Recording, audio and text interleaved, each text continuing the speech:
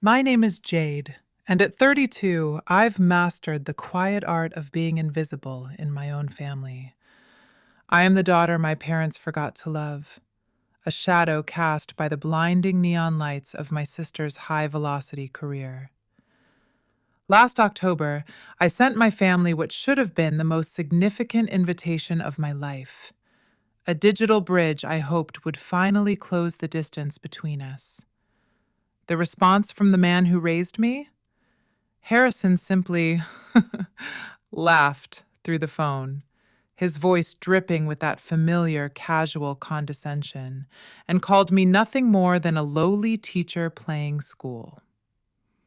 My sister, Scarlett, the family's golden child and a shark in a silk suit, claimed she was far too busy with her high-stakes dinner reservations at an overhyped bistro in Rittenhouse Square. My mother, Grace, didn't even bother to type a single character in reply. She simply tapped the screen, leaving a digital heart on Scarlett's dismissal, and moved on. I stared at my phone for a long time that night, the blue light reflecting in my eyes as I sat in the dim silence of my one-bedroom walk-up. Then I typed back 3 words. That's fine. Short, neutral, the perfect armor. But what they didn't know, what none of them could have predicted in their status-obsessed world, was that 48 hours later, my father would be sitting in a bustling high-end steakhouse, scrolling his phone between bites of aged ribeye, when his face would turn as pale as the linen napkins on the table. Because on that screen, in front of millions of viewers across the nation, was me. Before I continue, if this story resonates with those of you who have ever been the underdog in your own home, please take a moment to like and subscribe, but only if you genuinely connect with it. Drop a comment below. Where are you watching from, and what time is it there? Now, let me take you back 3 weeks before that night, to the day a single envelope with a government seal changed everything. The late October sun was dipping below the horizon, casting long amber shadows across the worn brickwork of Jefferson Middle School when I finished wiping down the last whiteboard.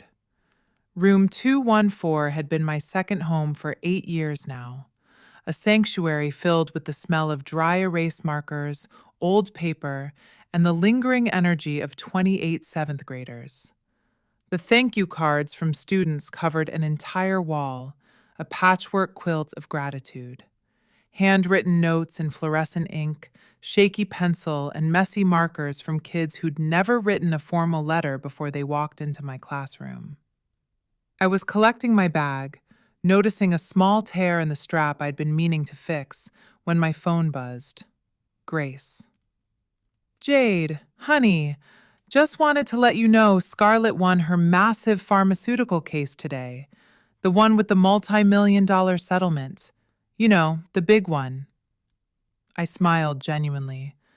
That's wonderful, Mom. Tell her I said congratulations.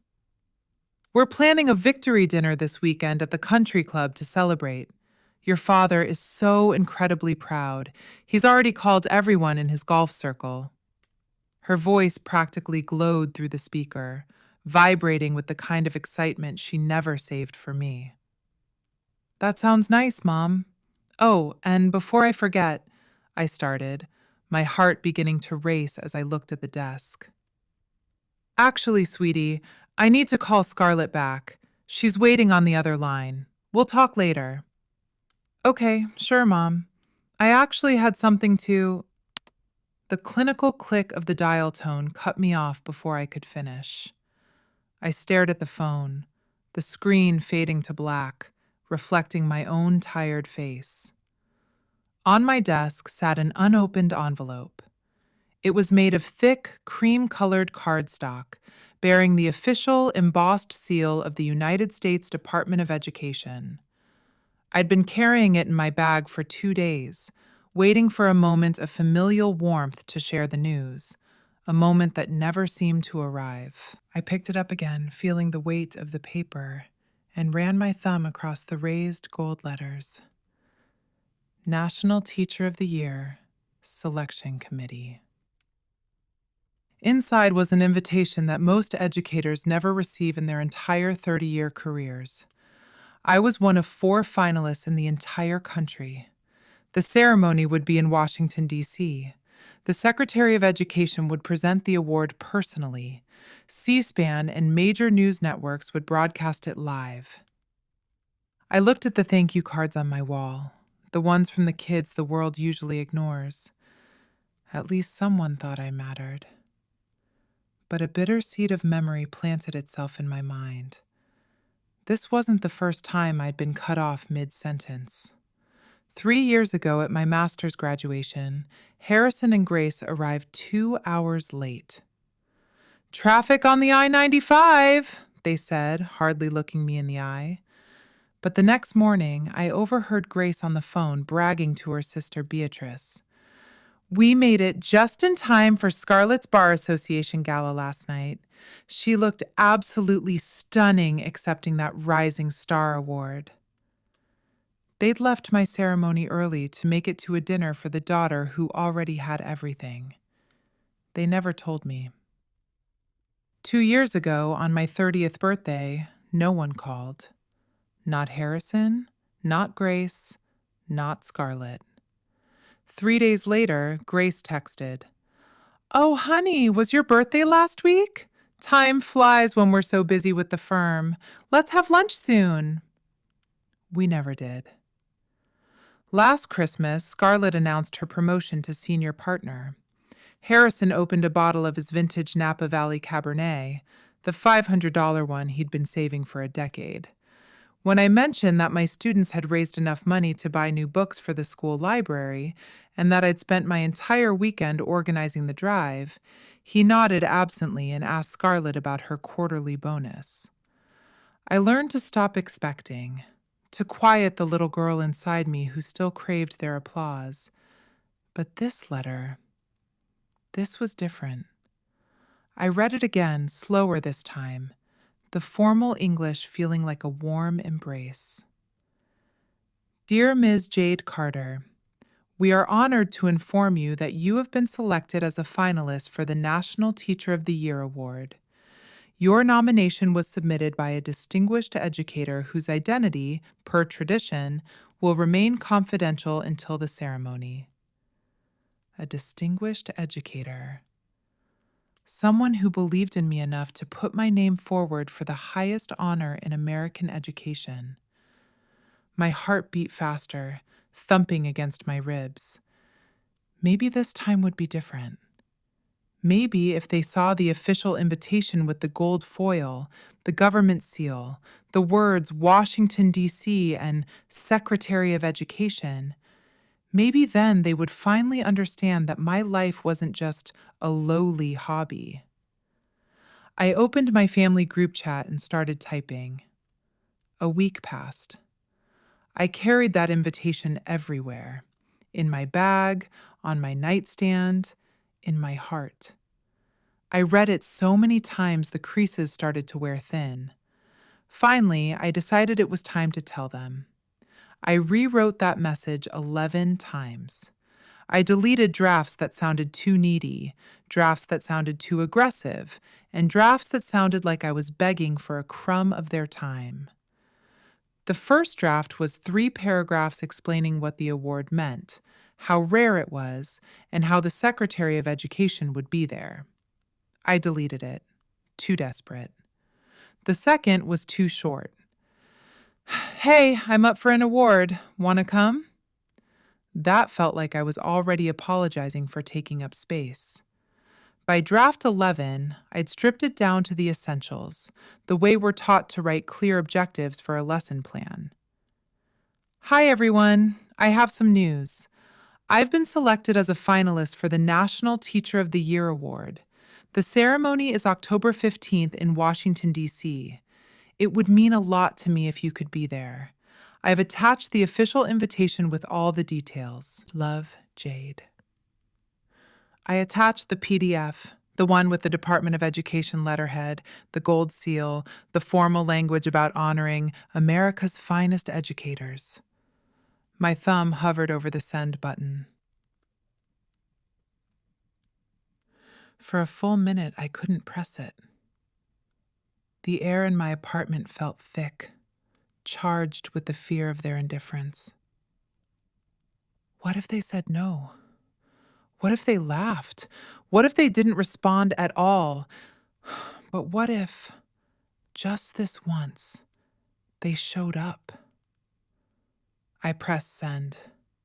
The whoosh sound of the outgoing message felt like a finality. Then I waited.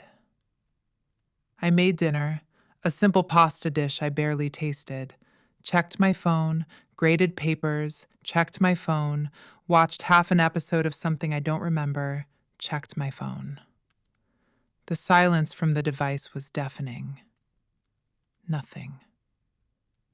By midnight, the message showed read by all three of them. No response. I fell asleep with my phone on my pillow, the screen facing up, waiting for a spark of light that never came. At 7:42 the next morning, I woke to a notification. My heart jumped into my throat. 3 gray dots appeared under Harrison's name. He was typing. Finally, after all these years, maybe.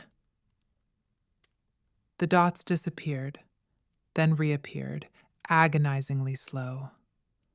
Then a message popped up. Harrison's message was exactly 11 words.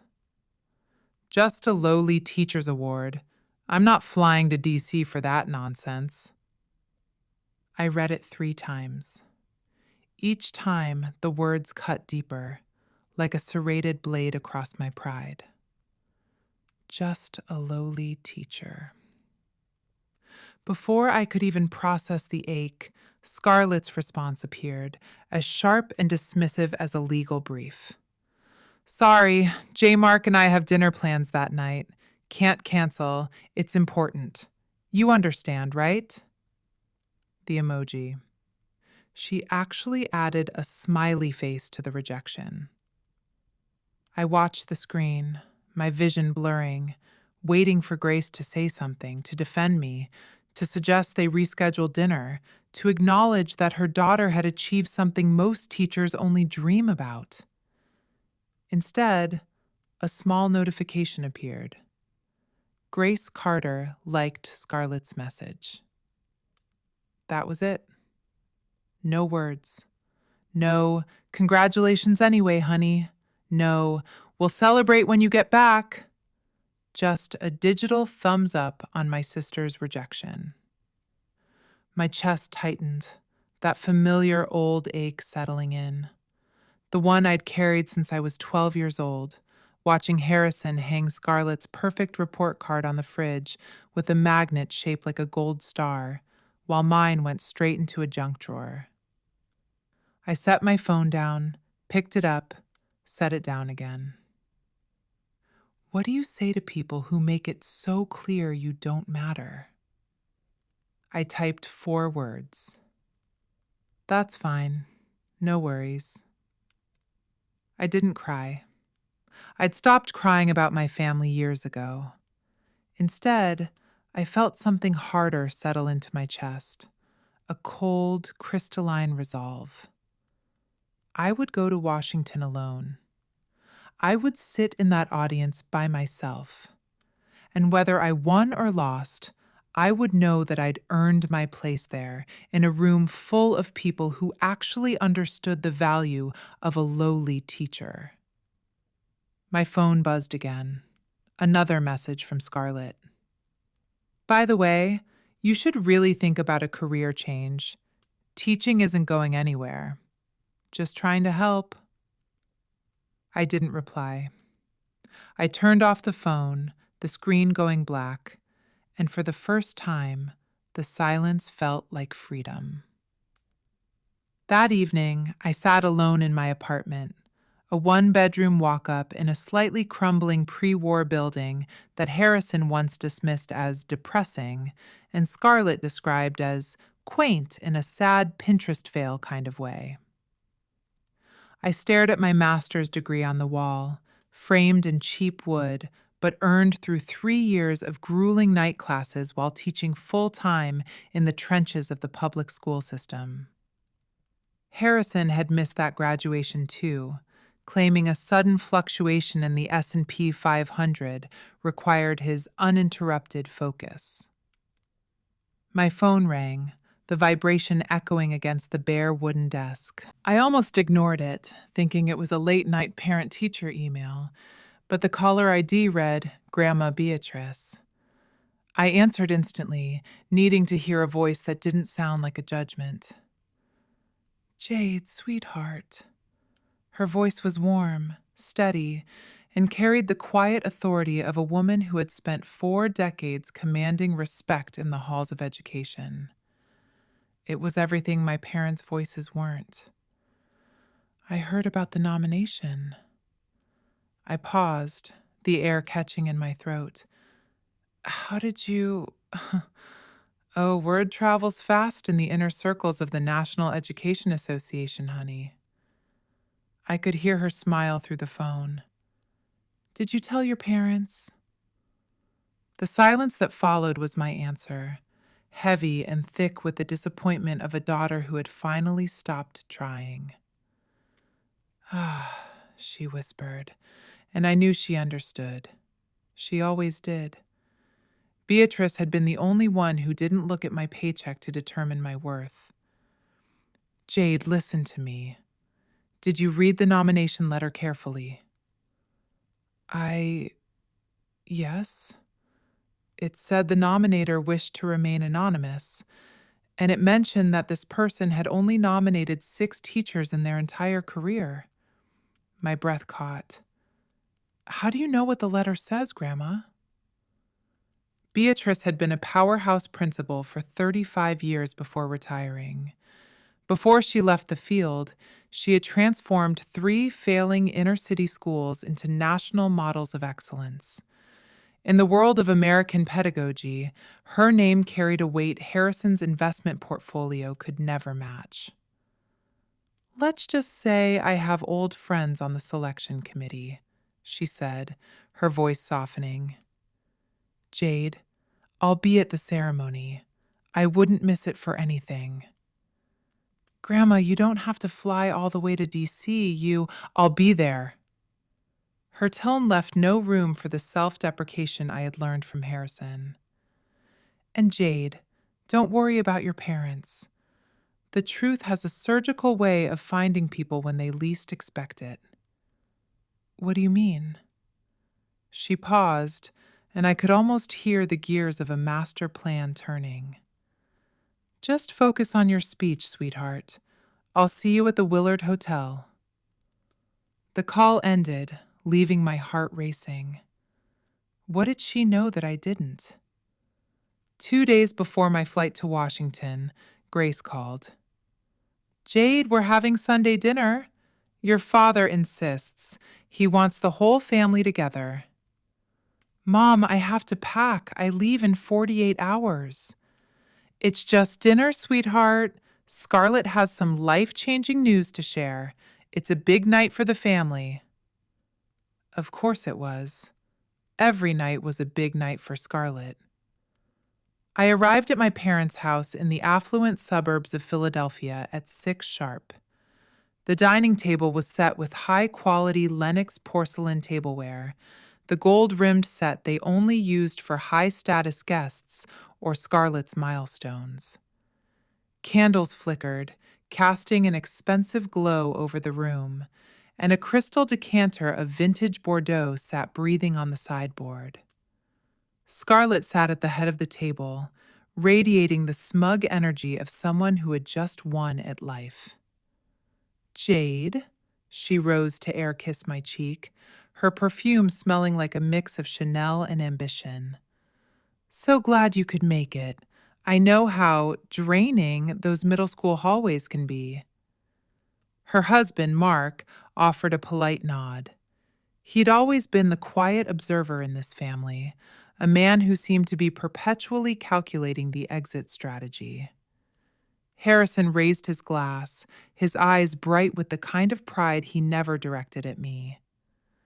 Before we eat, I'd like to propose a toast to Scarlett, who just became an equity partner at Sterling and Associates.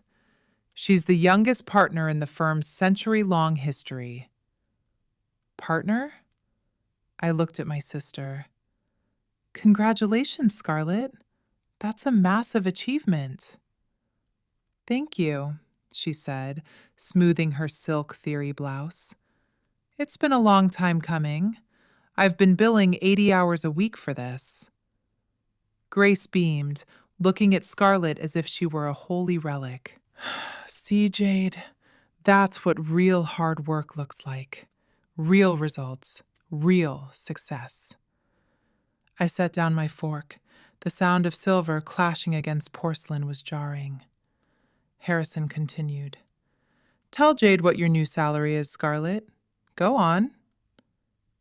Dad, that's tacky, she laughed, though she clearly wanted to say it.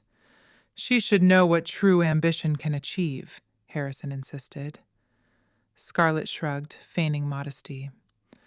Let's just say it's substantial. 7 figures, including the performance bonus. My daughter, 7 figures, Harrison announced, his voice booming with a sense of personal victory. The table fell silent, the weight of that number hanging in the air like a challenge. That's wonderful, I said quietly. Harrison leaned forward, his gaze pivoting to me like a spotlight finding a flaw.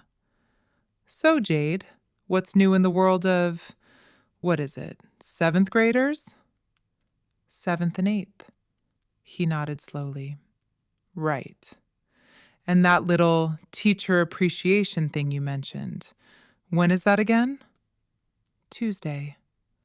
Ah. He picked up his wine, swirling the dark liquid. Teacher of the year, right? Cute.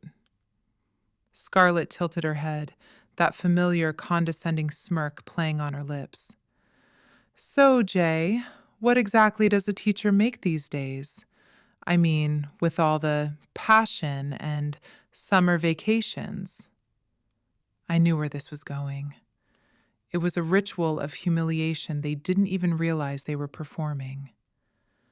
I make around $52,000 a year. Scarlett glanced at Mark, suppressing a laugh that escaped as a sharp exhale. Honey, that's literally less than my monthly housing allowance. Mark shifted uncomfortably in his seat, looking down at his steak. Harrison nodded gravely. You see, Jade, this is exactly what I've been saying since you picked your major. Teaching is a dead-end street. No growth, no scalability. You're smart. You could have been a consultant, a strategist. I did do something. My voice stayed level, though my pulse was drumming in my ears. I chose to teach. But why? Grace leaned forward, her confusion appearing genuine for a moment. You could have been a lawyer like Scarlett, or gone into the markets like your father. Instead, you're stuck in a classroom with other people's children in a district that can barely afford textbooks. I love my students. I love seeing the light go on when they finally understand a complex idea. Love doesn't pay the mortgage on a place in Rittenhouse, Harrison said. My bills are paid. Barely, Scarlett sipped her wine. I mean, that apartment? No offense. No offense. But it's kind of sad, Jade. It's the kind of place people live in when they've given up. I set my napkin down slowly, deliberately, refusing to let my hands shake. I'm sorry my life doesn't meet your return on investment standards. We're just worried about you. Grace's voice took on that wounded tone she used like a weapon. As your family, we're just good at being underpaid, I guess, Scarlett muttered under her breath, but in the quiet room, it sounded like a shout. Then, something unexpected happened. Mark cleared his throat. He leaned toward me, his voice low. For what it's worth, he said quietly. I think what you do is the only thing in this room that actually matters. My third-grade teacher was the only reason I didn't drop out. Our eyes met for a split second. He nodded once, then looked away as Scarlett shot him a look of pure confusion. I filed that moment away, a small, flickering candle in a very dark room. Dessert arrived, but I hadn't touched my main course. I should go, I stood, reaching for my purse. Early flight tomorrow. Already? Grace frowned. But we haven't even talked about Scarlett's promotion gala at the Bellevue Hotel next month. I'll check my calendar, Scarlett smirked, leaning back in her chair.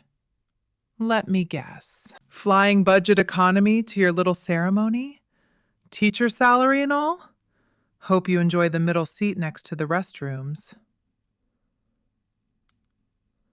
I paused at the doorway, turned back, and let a small, calm smile touch my lips. Actually, the Department of Education covers all travel expenses for the finalists. I kept my voice pleasant, almost conversational. They booked me first class on United. The table went dead silent. Harrison's fork stopped halfway to his mouth. The Department of Education? For a teacher award? It's a national award, Harrison.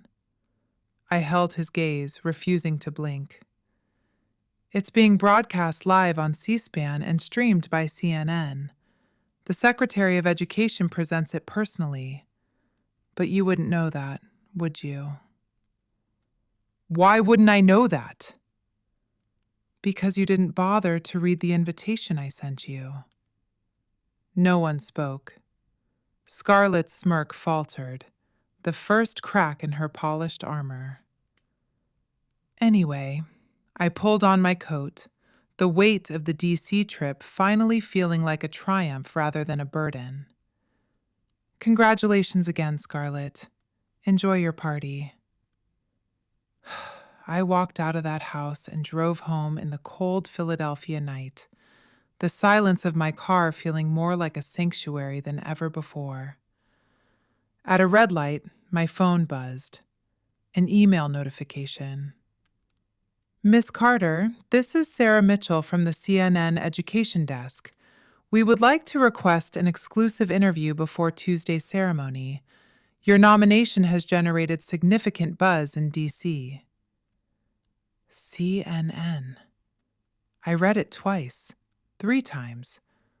My family thought I was going to a bake sale in a gymnasium. They had no idea. And for the first time, I realized I didn't want to tell them. Let them find out when the rest of the world does.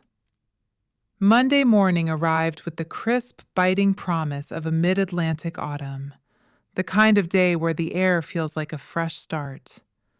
My suitcase sat by the door, one modest charcoal gray Toomey bag, carefully packed with a professional navy sheath dress, a pair of heels I'd broken in over a week of hallway duty, and the speech I'd rewritten 40 times until the margins were cluttered with ink. I checked the deadbolt on my apartment door, feeling a strange sense of detachment from the life I was leaving behind for the next few days. Dr. James Walker, my principal, called just as I was about to head to the Uber. His voice carried a warmth that had been my only professional anchor for years. Jade, I wanted to catch you before you went off the grid. I hope you know the entire East Side is rooting for you. We're setting up a massive projection screen in the cafeteria for a watch party tonight. The kids are making posters, Jade. Even the ones who usually skip detention are staying late for this. I felt a lump form in my throat, a sudden heat behind my eyes. Dr. Walker, you really didn't have to go to all that trouble. Are you kidding me? Jefferson Middle School has never seen a National Teacher of the Year finalist. This isn't just an award, it's a goddamn legacy. You're showing these kids that a girl from a Philly public school can command the attention of the Capitol." He paused, his voice dropping to a conspiratorial hum. "And Jade, I've been in the trenches for 30 years, and I've heard things. The woman who put your name forward, she's a ghost in the system, a legend. They say she's only nominated 6 people in her entire career." My heart hammered against my ribs. 6? And what happened to them? Every single one of them won. She doesn't just pick talent, Jade. She picks world changers. Whoever she is, she saw something in you that's bigger than a classroom. Go to Washington. Hold your head high. Your family might see a paycheck, but we see a titan. The flight from PHL to Reagan National was a surreal fever dream of luxury I hadn't been conditioned to expect. First class meant more than just extra legroom. It was the quiet, respectful attention of the flight attendant who checked my boarding pass and whispered, "Congratulations on your nomination, Miss Carter. We're honored to have you on board." I sat in the oversized leather seat, watching the Schuylkill River shrink below us, feeling like an imposter in a world that finally valued my contribution. A black Cadillac Escalade waited at the arrivals curb, the driver holding a placard with my name in elegant block letters. He drove me straight to the Willard Intercontinental, the Hotel of Presidents, a limestone fortress of power and history that loomed over Pennsylvania Avenue. The lobby was a cathedral of American political muscle, soaring ceilings, massive crystal chandeliers that cast a golden glow over the mahogany-paneled walls, and the scent of expensive cigars and old money. Staff in crisp, tailored uniforms greeted me by name. "Welcome to Willard, Miss Carter. Your suite is ready on the 11th floor.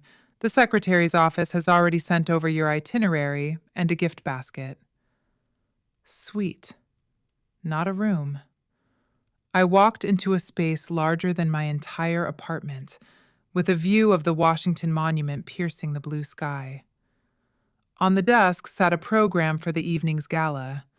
I scanned the list of attendees: cabinet members, Ivy League presidents, and foreign dignitaries. And there, at the top of the guest of honor list, was a name that made my breath hitch: Beatrice Reynolds. My grandmother wasn't just an attendee. She was the guest of honor. The realization hit me like a physical wave. What had she done? What kind of shadow had she been casting over the world of education while I was busy grading essays in a cramped Philly classroom? While I was inhaling the scent of polished brass and history in D.C., Scarlett was performing a masterclass in social climbing at Tula's Table in Philadelphia. Reservations at Tula's were a blood sport, usually booked a year in advance by the city's elite. Scarlett sat with 3 other high-powered litigators, women who wore their ambition like designer armor. One of them, Megan Cross, looked up from her microgreen salad, checking her Apple Watch. "Hey, isn't your sister some kind of teacher? I saw a blurb on the CNN education feed about a national ceremony today in D.C. Scarlett, a sharp, brittle sound that drew the attention of the tables around them. "Oh, that? It's just some participation trophy the government hands out to keep the teachers from striking. You know how it is. Everyone gets a gold star and a firm handshake." Joanna Price, a shark-like defense attorney with a hidden past, looked skeptical. "National Teacher of the Year is a pretty big deal, Scarlett. It's a White House-level event." "Please," Scarlett replied, signaling the waiter for another round of Sancerre. "It's not like she's arguing before the Supreme Court. She spends her days making sure 12-year-olds don't eat glue. If Jade actually had a grain of real ambition, She wouldn't have settled for a 50 grand salary and a classroom full of other people's problems. It's a hobby, not a career. The table went quiet for a beat too long. Megan and Joanna exchanged a glance that Scarlett was too drunk on her own ego to notice. Teaching is actually incredibly grueling, Megan said softly. My son's teacher is the only reason he's not in a specialized behavioral ward right now. Scarlett didn't skip a beat. I'm sure Jade is nice at what she does, but let's be real. In the world that matters, you're only as good as your billable hours. Jade is a martyr for a system that doesn't care about her. What Scarlett didn't know, what none of them told her, was that Joanna Price had spent 5 years as an investigative reporter for the Inquirer before switching to law. She still had her old editor on speed dial, and she was currently typing a text under the table. You won't believe what the sister of the national teacher finalist just said at lunch. Get the recorders ready! By 6:47 p.m., the rest of the Carter family had reconvened at Park Brasserie, a French powerhouse on Rittenhouse Square that specialized in butter, truffles, and exclusivity. Harrison had reserved the corner table, the one with the best view of the square. A bottle of Dom Perignon sat in a silver bucket, the condensation dripping like slow tears.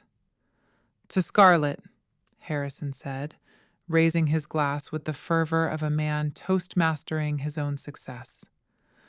The youngest equity partner in the history of the firm. That is what a Carter looks like.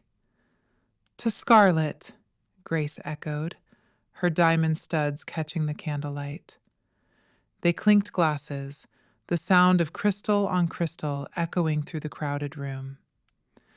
This is how you celebrate real milestones, Harrison added, leaning back and surveying the room to see who was watching him. Not with a paper certificate and a pat on the back in some high school gymnasium. Scarlett smirked, feeling the glow of the champagne. Speaking of which, isn't Jade's little thing happening right now in D.C.? Grace checked her Cartier tank watch. I suppose. She mentioned 7 o'clock. I wonder how many people actually showed up. Probably 20 parents and a bored janitor. Harrison chuckled, a deep, rumbling sound of dismissiveness. Probably serving lukewarm coffee in styrofoam cups and watching a PowerPoint presentation on how to make learning fun. Poor Jade. She always did have a soft heart and a weak head for business. Mark, Scarlett's husband, stayed silent, his jaw set so tight it looked painful. He stared at his plate of steak frites as if searching for an escape route. When Scarlett mocked the ceremony again, he opened his mouth, his eyes darting to the TV mounted behind the bar. You know, Grace said, a sudden flicker of performative guilt crossing her face. Maybe we should have sent a bouquet of carnations or something. For what? Scarlett scoffed. She's a middle school teacher, Mom. They give these awards out for Most Improved Bulletin Board. It's meaningless fluff. Still, she's my daughter, and even if she chose to waste her potential playing kindergarten, we should at least acknowledge the effort, Harrison said, though his tone suggested he was talking about a pet's trick rather than a human achievement. Mark cleared his throat, his voice low and vibrating with tension. Actually, I think it's 7th and 8th grade. And the nomination letter mentioned it was a national broadcast on C-SPAN. Mark, don't be tedious, Scarlett snapped, her eyes narrowing. It's not like anyone is actually watching C-SPAN on a Tuesday night. Across the country, at that exact moment, the house lights in the grand ballroom of the Kennedy Center were dimming to a deep, dramatic blue. 2,000 of the most influential people in American education and policy took their seats, the silence heavy with anticipation. I stood behind the heavy velvet curtain, my hands trembling as I clutched the podium notes. I could hear the muffled roar of the crowd, the mechanical hum of the jib cameras swinging into position, and the voice of the announcer echoing through the rafters. Ladies and gentlemen, please welcome our finalists for the 2024 National Teacher of the Year. My family was 300 miles away, drowning in champagne and arrogance, convinced I was standing in a gymnasium with finger sandwiches. They were sitting in a restaurant, surrounded by the very people who were about to watch their world turn upside down on every news feed in the country. I took a breath, the scent of the stage, dust, floor wax, and adrenaline, filling my lungs. I wasn't just Jade the lowly teacher anymore. I was the voice of every kid who'd been told they weren't enough. The curtain began to rise, the stage lights blinding me with a white, hot intensity. And as I stepped into the spotlight, I knew that the silence of my family was about to be replaced by the roar of the nation. The grand ballroom of the Kennedy Center took my breath away, a sprawling expanse of American prestige that made the school auditoriums I was used to feel like cardboard boxes. 2,000 people sat at round tables draped in floor-length white linen, beneath towering crystal chandeliers that cast a shimmering, amber glow across a sea of dark suits and evening gowns. American flags flanked the stage, standing tall and silent under the glare of high-definition broadcast cameras. A production assistant touched my elbow, her headset crackling. "Miss Carter, you'll enter from stage left on the cue. Just follow the spotlight. Millions are watching, but just breathe. You've got this." I nodded, my throat too tight to offer more than a silent breath. Through a narrow gap in the heavy velvet curtain, I spotted Beatrice in the front row. She sat directly behind a gold-lettered placard that read, "Guest of Honor." She wore her finest navy suit, and the heirloom pearls Harrison once claimed were wasted on a retired schoolteacher. Her eyes were already glistening, reflecting the stage lights like twin stars. The Secretary of Education approached the podium, and a hush fell over the room as the CNN and C-SPAN crews adjusted their lenses for the live feed. "Good evening," the Secretary began, his voice echoing with authority. "We are here tonight to honor the backbone of the American dream. Teachers who see potential where others see poverty, who build futures out of little more than grit and a lesson plan." I felt my phone buzz in my clutch, a text from Beatrice. "I'm so proud of you, Jade. Your parents are about to see the woman I've always known. The whole country is about to meet the daughter they chose to overlook." The whole country. C-SPAN was broadcasting live to every corner of the nation. CNN's digital desk was already trending with the hashtag National Teacher. And in Philadelphia, at Park Brasserie, my family was likely ordering their second bottle of Dom Perignon, blissfully unaware that the lowly daughter they were mocking was about to become the most famous educator in America. "Before we announce our final results," the Secretary continued, "it is our tradition to hear from a former student whose life was fundamentally altered by our finalists. To speak for Jade Carter, please welcome Dr. Dante Thompson." My heart stopped. Dante. Little Dante Thompson, who used to sit in the back of room 214, with holes in his hand-me-down sneakers and a hunger in his eyes that no cafeteria lunch could satisfy. The boy who turned in assignments written on the back of greasy fast food napkins because he couldn't afford a notebook. But the man walking toward the microphone wasn't little anymore. Dante stood 6 feet tall, broad-shouldered in a perfectly tailored charcoal suit, a Johns Hopkins ID badge clipped to his belt. At 28, he was a second-year resident in pediatric surgery, a rising star in one of the most prestigious medical programs in the world. When I was 16, Dante began, his voice steady but layered with raw emotion. I was living out of a rusted 2008 Chevy Malibu. The audience fell into a heavy, respectful silence. My mother was in the state penitentiary, and I had given up on everything: school, my future, myself. I was a ghost in the system. Then I walked into Ms. Carter's English class. He paused, looking directly toward the curtain where he knew I was standing. Ms. Carter noticed the things the world ignores. She noticed that I was always hungry.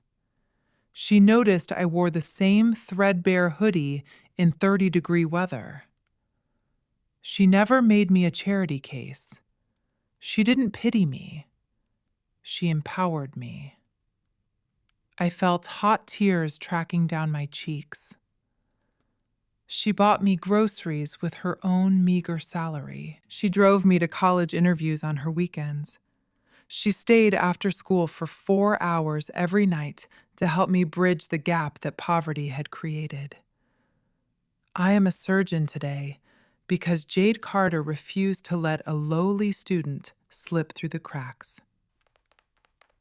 The audience rose to their feet in a spontaneous, thunderous ovation. 2,000 people, policymakers, billionaires, and leaders, clapping for a teacher and the boy she wouldn't give up on. As the applause faded, the Secretary of Education returned to the podium, a cream-colored envelope with the department's gold seal in his hand. The selection committee has reviewed hundreds of world-class nominations, he said, his voice dropping to a dramatic whisper. But only one can receive our highest honor. I couldn't breathe. The air in the wings felt thin, charged with the static of a life-changing moment. Beside me, the other finalists gripped each other's hands. The secretary broke the seal. The 2024 National Teacher of the Year is Jade Carter from Philadelphia, Pennsylvania. The room exploded. I didn't move. I couldn't. It felt like the floor had vanished beneath my feet. Priya had to physically nudge me forward. "Go, Jade! That's you! Go!" The walk to the center of that stage felt like a slow-motion dream. Lights blurring into white streaks, the roar of the crowd sounding like the ocean, and the sight of Dante waiting there to hand me my crystal trophy. 300 miles away, in the hushed, expensive atmosphere of Park Brasserie, the shockwave finally hit. Harrison Carter wiped his mouth with a linen napkin, reaching for his phone to check the closing prices of his tech-heavy portfolio. A habit, a reflex. But sitting at the top of his screen was a CNN breaking news notification. Philly teacher Jade Carter named National Teacher of the Year. He almost swiped it away. Philadelphia had 50,000 teachers. What were the odds? Then he tapped the link. His hand was stiff, and the fork in his other hand clattered against the porcelain plate. The image on the screen showed a woman on a grand stage, bathed in professional lighting, shaking hands with the Secretary of Education. Behind them, an enormous digital screen displayed the words, National Teacher of the Year, 2024. The woman was his daughter. Harrison? Grace noticed his sudden, rigid posture. What is it? Did the market take a dive? He couldn't speak. He held out the phone with a trembling hand. Grace took it, squinting through her designer glasses. Her face went gray, the color draining out of her cheeks like water through a sieve. That's Jade. My God, Harrison, that's her. What? Scarlett grabbed the phone, her movements so abrupt she tipped her wine glass. Dark red Bordeaux spread across the pristine white tablecloth like a widening wound. No, that's impossible. She said it was a ceremony. She didn't say it was this. The Secretary of Education, Harrison whispered, his voice cracking. She's standing with the Secretary of Education. Mark leaned over to look, his expression unreadable, but a small, satisfied smirk played at the corners of his mouth. That's CNN, he said quietly. That's a national live feed. She's being broadcast to every television in the country right now. Scarlett scrolled frantically, her perfectly manicured fingers shaking. More photos appeared. Jade at the podium. Jade received a crystal trophy that looked more expensive than Scarlett's engagement ring. And then the video, Dante's speech. Miss Carter didn't save my life with big gestures. She saved it with small acts of kindness every single day. Oh my God. Scarlett's voice was barely a whisper. This is actually a massive deal. The restaurant continued around them. Waiters moved with practiced grace. Other diners laughed and toasted. But the Carter family sat frozen, a silent island of realization in a sea of celebration. They were witnessing the birth of a legend they had spent a lifetime trying to bury. Back in Washington, I stood at the podium, clutching the heavy crystal trophy as if it were the only thing keeping me grounded. I looked out at the 2,000 faces, knowing that somewhere in that crowd, Beatrice was watching me finally claim my power. The teleprompter was scrolling with the safe, sterile speech I'd prepared. I ignored it. I looked directly into the main camera lens, the one I knew was feeding into every newsroom and, hopefully, every high-end restaurant in Philly. Growing up, I began, my voice surprisingly steady, resonant with a strength I hadn't known I possessed. I was told that teaching was a lowly career. I was told I was wasting my potential, that success was measured in seven-figure bonuses and corner offices. The audience shifted, a collective intake of breath echoing through the hall. This wasn't the expected "thank you" speech. I was told that teachers were just people who couldn't make it anywhere else. I paused, letting the silence hang heavy. But tonight, I stand here because of one person who refused to let me believe those lies.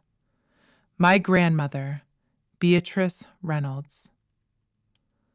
The camera swung to her, catching the tears streaming down her face. Beatrice, you taught me what my parents never could. That your worth isn't determined by the people who refuse to see it.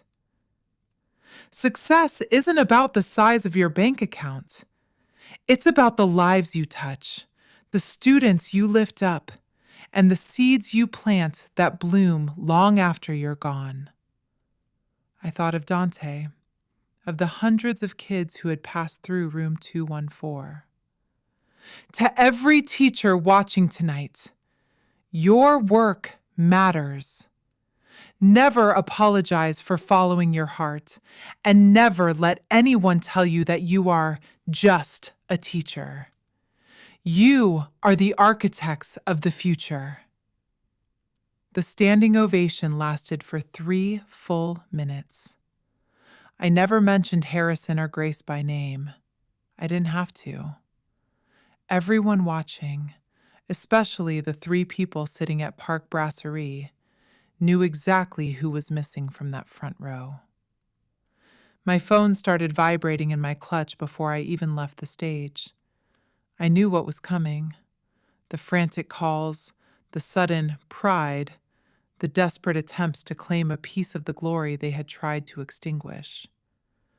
But as I walked off that stage, guided by the light of my own achievement, I realized I didn't need to answer them.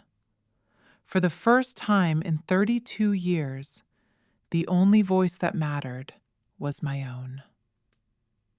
My hotel room at the Willard was a tomb of expensive silence. The ceremony had ended hours ago, the golden haze of the champagne reception and the endless flashbulbs of the press corps finally beginning to fade into a weary, triumphant blur. It was nearly midnight, and I sat on the edge of the plush king-sized bed, the crystal trophy catching the moonlight from the window, looking like a jagged shard of ice. My phone sat face down on the silk comforter, vibrating with a frantic, rhythmic persistence. I knew the digital ghost of my family was trying to claw its way back into my life. 47 missed calls from Harrison, 23 from Grace, and 15 from Scarlett. I hadn't opened a single voicemail.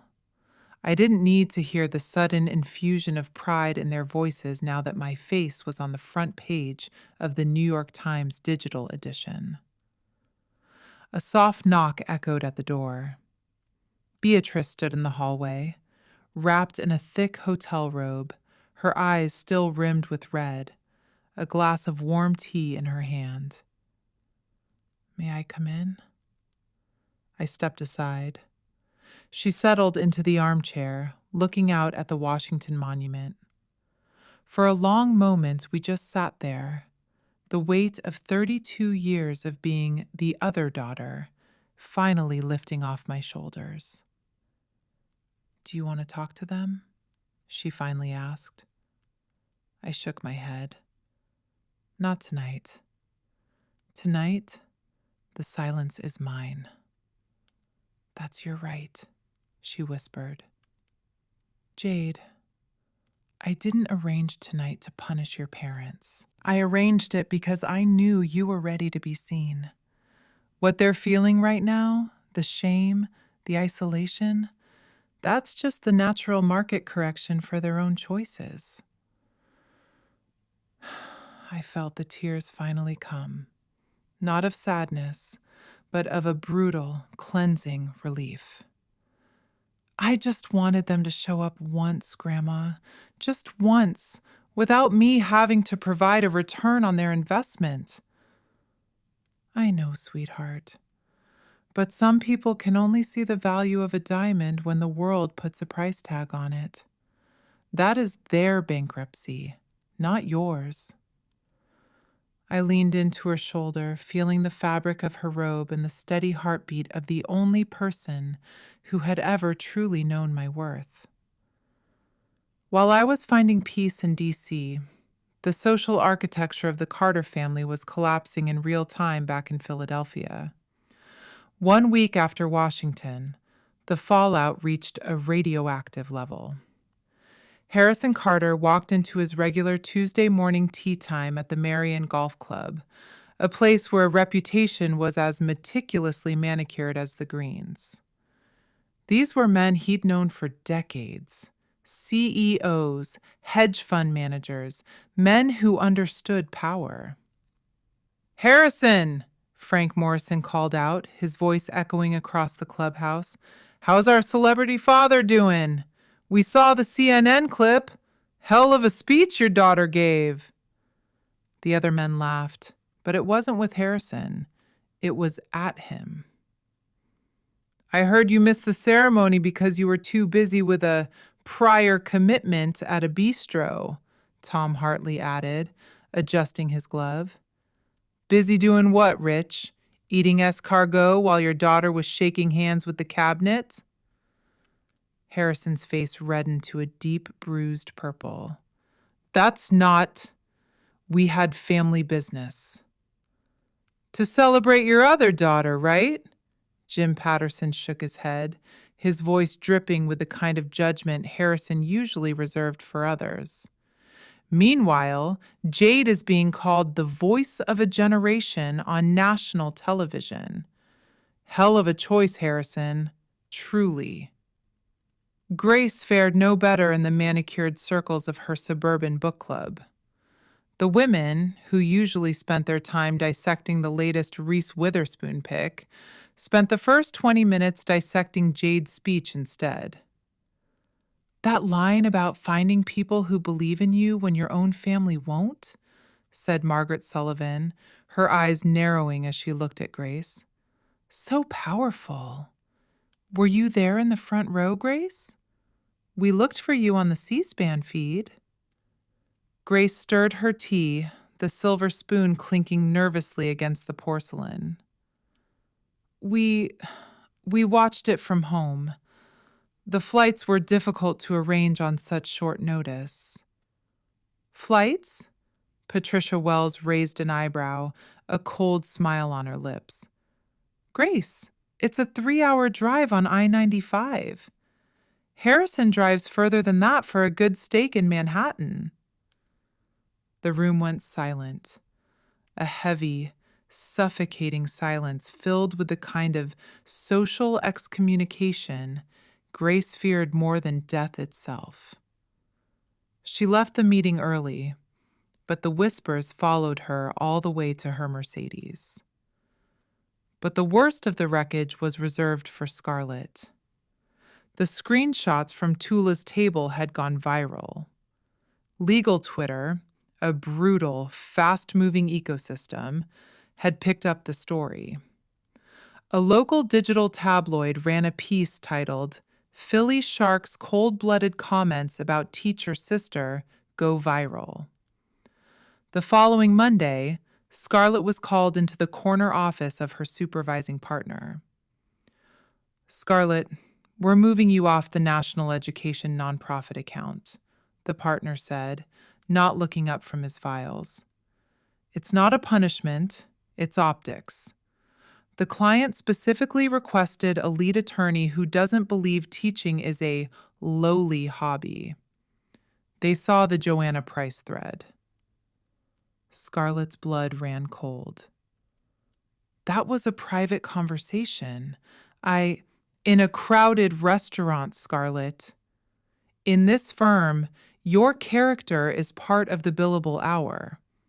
Right now, your brand is toxic to our education sector clients." She tried calling me again. Voicemail. She tried a text.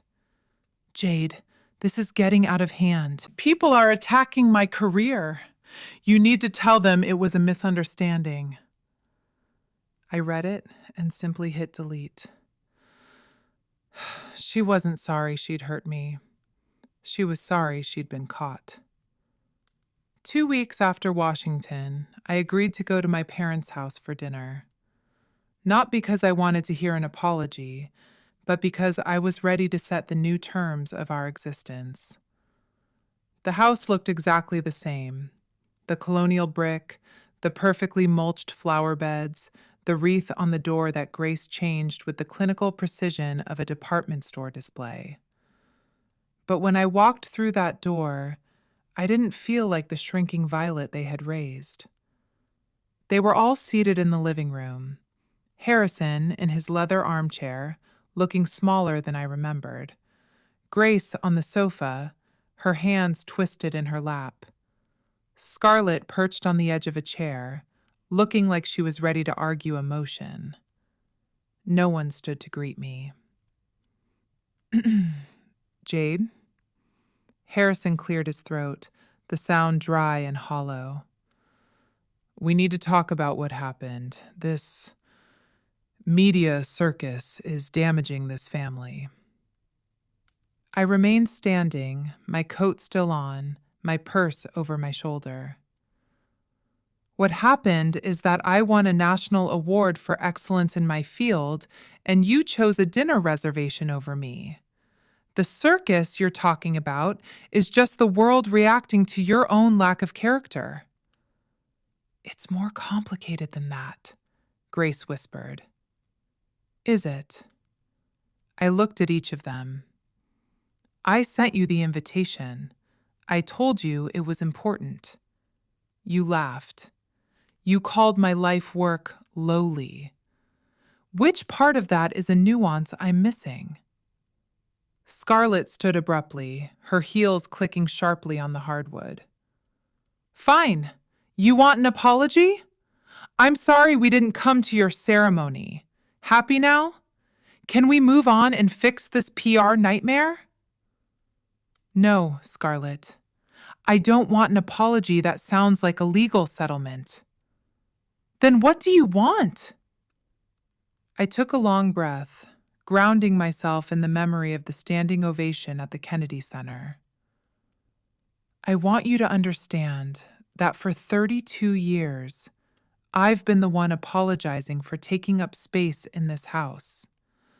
I've been trying to prove that my life has value, even if it doesn't generate a 7-figure bonus. Well, I'm done trying. I don't need your approval to know that I am a success. The room went silent. I saw Harrison's jaw tighten, the old urge to dominate the conversation flickering in his eyes. Jade, you're overreacting. People make mistakes. A mistake is forgetting to pick up the dry cleaning, Harrison. What you did was a conscious choice to minimize me. Grace's eyes welled up. Jade, please. You're hurting us. No, Mom. I'm finally telling the truth. And it's uncomfortable because it doesn't fit into your curated image of the perfect family. I turned to Scarlett. You lied on social media. You posted a proud sister photo while the world had receipts of you mocking me at lunch.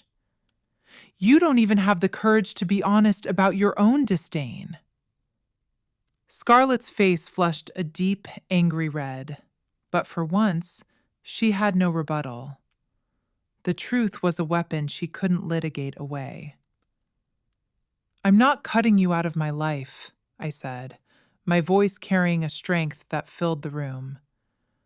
But the architecture of our relationship has changed. I will no longer be the family afterthought. I will attend events when I am treated with respect. I will answer calls when I feel like talking. I will visit when I am truly welcome, not just tolerated for the sake of appearances. So you're giving us rules now? Harrison scoffed. I'm giving myself boundaries, Harrison. There's a difference. I walked toward the door. I've built a good life, a meaningful life. And for the first time, I realize that your blessing isn't the requirement for my happiness. I stepped outside into the cool autumn air, the door closing behind me with a soft, final click. I didn't look back to see if they were watching from the window. 6 months later, spring sunlight streamed through the windows of my new apartment, a 2-bedroom brownstone in a historic district, twice the size of my old place and filled with light. The award had come with a substantial cash prize, enough for a down payment on a home that didn't feel quaint in a sad way. On the mantel sat a framed photo from Washington, Beatrice and me, in front of the Lincoln Memorial, the crystal trophy held between us. My phone buzzed. A message from Dante. Miss Carter, I just got the fellowship at Stanford. I'm going to be a chief resident. I wanted you to be the first to know. I sat with that feeling for a moment. The quiet, humming electricity of a life well spent. I had a keynote speaking engagement at the National Education Association next week, and I'd been invited back to the White House for a roundtable on educational reform. My family still called. Grace sent cards. Harrison sent the occasional stiff, awkward email. I responded on my own terms, in my own time. I was no longer waiting by the phone for a crumb of validation. I had found my people, my purpose, and a peace that no billable hour could ever purchase. On my desk sat a small, cream-colored envelope. No return address, but I recognized Harrison's meticulous, heavy-handed script. I opened it slowly. Jade, I was wrong about your career, about what matters, and about you. I don't expect forgiveness. I just wanted you to know I'm finally listening. Love, Dad. I read it twice, set it down gently, and went back to my lesson plans. 6 months ago, that letter would have been my entire world. Now, it was just a postscript to a story I had already finished writing myself. Looking back, the journey taught me 3 things. First, your worth is not determined by the people who refuse to see it. Find those who do, like Beatrice and Dante, and hold them close. Second, walking away isn't an act of surrender. It's an act of self-preservation. And third, the best revenge isn't a dramatic confrontation. It's living a life so authentic and so full of purpose that the opinions of those who doubted you simply become background noise. I looked out the window at the blooming cherry blossoms, the cycle of renewal that every teacher understands. A new semester was coming, a new chance to change a life. And this time, I was ready to teach the most important lesson of all: how to be yourself, unapologetically, in a world that wants you to be anything else.